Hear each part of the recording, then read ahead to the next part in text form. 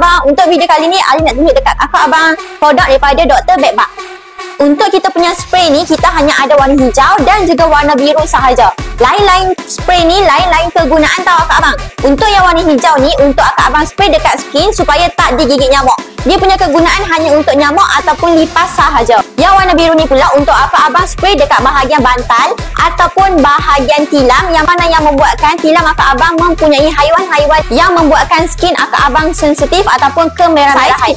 Untuk saiz, kita ada saiz 300ml dan juga 100ml.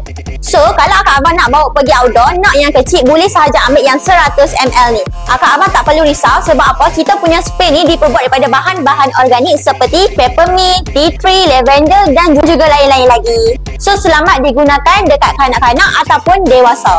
So, kalau akak abang nak pergi masuk hutan ataupun nak pergi hiking, nak pergi camping, tapi risau badan anak-anak gatal digigit nyamuk ataupun serangga-serangga yang lain, boleh sahaja standby dengan kita punya Dr. Bedbug ni.